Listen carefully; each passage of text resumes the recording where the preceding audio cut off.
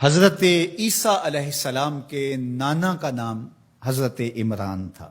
حضرت عمران کے ہاں اولاد نہیں تھی، ان کی زوجہ حضرت حنا سلام اللہ علیہا، پیغمبروں کا خاندان ہے، پیغمبروں کی صحبت ہے، تو وہ بھی صبر شکر کر کے اللہ کی رضا پہ راضی تھی۔ گھر کے صحن کے اندر دوپہر کے وقت چارپائی بچھائے ایک درخت کے نیچے قیلولہ کرنے لگی تو ایک منظر دیکھا کہ درخت پر ایک چڑیا نے گھونسلہ ڈالا ہوا تھا اور اس نے بچے دیے ہوئے تھے۔ وہ کہیں سے اڑ کے جا کے دانا اٹھا کے لاتی اور بچہ چونچ کھولتا اور ماں اس کی چونچ میں دانا ڈال دی۔ چڑیا کے بچے کے ساتھ چڑیا کی محبت کو دیکھا تو حضرت حنا کا دل چوٹ کھا گیا اور بارگاہ عزدی میں عرض کی، مالک تو نے جانوروں کو بھی بچے دیے ہیں اور وہ ان سے پیار کر رہے ہیں، تیرے دربار میں کیا کمی ہے اگر تو مجھے اولاد عطا کر دے۔ دل چوٹ کھا گیا، دل کی اتھا گہرائیوں سے دعا نکلی، عرش تک جا پہنچی۔ اللہ نے حضرت حنا کو کرم نوازیوں سے مولا مال کر دیا۔ حضرت حنا نے کہا، اے اللہ جو میرے بطن میں ہے میں تیرے گھر کے لیے اس کو وقف کرتی ہوں۔ جب ولادت کے لمحے آئے تو حضرت حنا زوجہ عمران نے بیٹی کو جنم دیا تو پریشان ہو گئیں کہ مالک یہ تو بیٹی ہے، میں نے تو اس کو مسجد اقصی کے لیے وقف کیا ہے اور وہاں سارے مرد ہیں، ایک لڑکی جب جوان ہوگی تو اس کو وہاں کیسے چھوڑ سکوں گی، منت میری کیسے پوری ہوگی۔ بہت پریشان ہوئی منت کی تکمیل کا سوچ کے کہ مالک یہ تو بیٹی ہے۔ آواز آئی، پریشان ہونے کی ضرورت نہیں حنا، جو تو نے بیٹی جنم دی ہے ایسے تو بیٹے بھی نہیں ہوتے۔ اس بیٹی کا نام کیا رکھا گیا؟ مریم سلام اللہ علیہا۔ بیٹی جوان ہو گئی تو منت یاد آئی کہ اب اس کو بیت المقدس میں ہم نے وقف کرنا ہے۔ پریشانی ہوئی کہ اب 300 حجرے ہیں جن میں مرد ہی مرد ہیں، ایک تنہا عورت کیسے وہاں رہے گی؟ تو یہ سوچا کہ کوئی بوڑھا بزرگ ہو جس کی کفالت میں ان کو دیا جائے تو وہ ان کی دیکھ بھال کرے، ضروریات کو پورا کرے۔ تو بہت سارے لوگ اس سعادت کے لیے تیار ہو گئے۔ پھر قرعہ ڈالا گیا، قرعہ فال نکلا حضرت زکریا علیہ السلام کے نام۔ اللہ کے جلیل القدر پیغمبر اور رشتے میں خالو بھی لگتے تھے، کہا یہ سعادت میرے ذمہ رہی، اور چونکہ ان کے ہاں بھی اولاد نہیں تھی انہیں کہا ٹھیک ہے ہم اسے بیٹی بنا کے اس کا خیال رکھیں گے۔ حضرت زکریا علیہ السلام نے ایک حجرہ مختص کیا حضرت مریم کے لیے اور ان کی ضروریات کو پورا کرتے، کھانا دیتے۔ جب کہیں جانا ہوتا تو حجرے کو باہر سے تالا لگا کے چلے جاتے، افطار کے وقت یا رات کو گئے ہیں تو سحری کے وقت پھر آ جاتے۔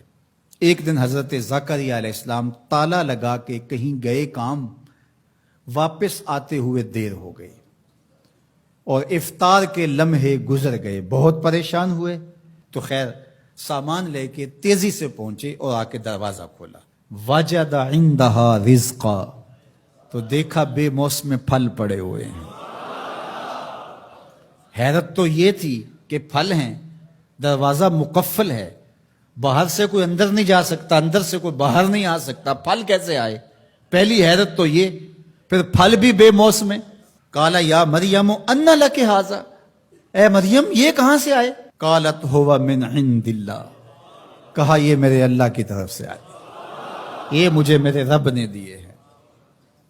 ان اللہ یرزق من یشاء بغیر حساب، وہ جس کو چاہتا ہے بغیر حساب کے عطا کرتا ہے، اس کے لیے کوئی مشکل نہیں ہے۔ جو ماں کے پیٹ میں بچے کو رزق دیتا ہے، انڈے میں چوزے کو رزق دیتا ہے، وہ حجرہ مریم میں مریم کو رزق نہیں دے سکتا؟ اب حضرت زکریا علیہ السلام کا ذکر آپ نے سنا کہ ان کے ہاں اولاد نہیں تھی اور عمر کتنی ہو گئی تھی؟ 120 سال، اور آپ کی زوجہ کی عمر 100 سال ہوگی، تو اب تو امید بھی ختم ہو گئی اولاد کی۔